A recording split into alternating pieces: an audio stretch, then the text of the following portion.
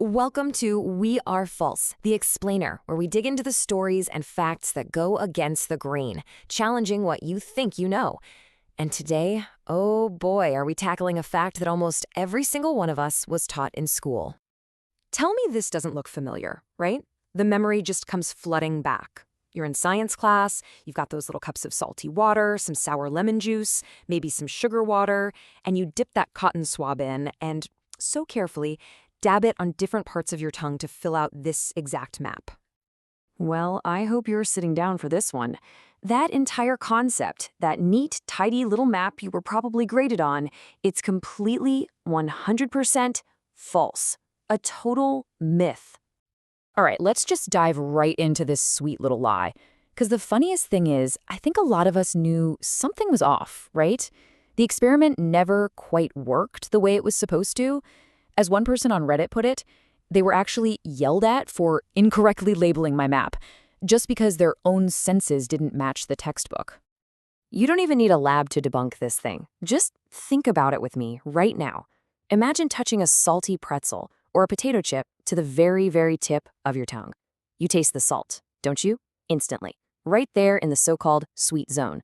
Boom. The whole theory just falls apart with a single snack. So if the map is just wrong, then how does it all actually work?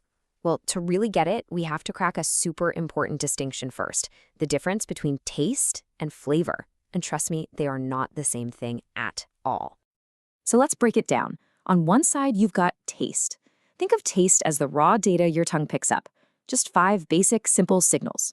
But flavor is the big, rich, complex experience your brain puts together by mixing those taste signals with smell, with texture, even with temperature. And what are those 5 basic signals? Well, scientifically, your tongue is built to detect just these. Sweet, which usually signals energy-rich food. Sour, which can be a warning sign for spoilage. Salty, for essential minerals our bodies need. Bitter, which is often a red flag for toxins. And umami, that savory, brothy taste that tells us there's protein around. That's it. That's the whole list. Okay, so if your tongue only detects 5 basic things, where does the taste of, I don't know, a cherry or a cup of coffee come from? The answer is absolutely staggering. Up to 80% of what we think of as flavor actually comes from our sense of smell. Yeah, it happens through this amazing process called retronasal olfaction. It's a fancy term, but all it means is that when you chew, you release all these aroma compounds that travel up the back of your throat into your nose. Your brain then brilliantly fuses those smell signals with the taste signals from your tongue to create one single unified flavor. It's exactly why food tastes like absolutely nothing when you have a cold and your nose is all stuffed up. So how in the world did such a massive misunderstanding get started and become a staple in every science class ever? It's a classic story of a simple scientific misinterpretation that just spiraled out of control.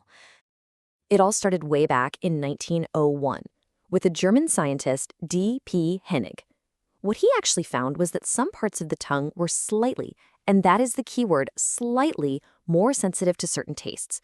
The differences were tiny, basically insignificant.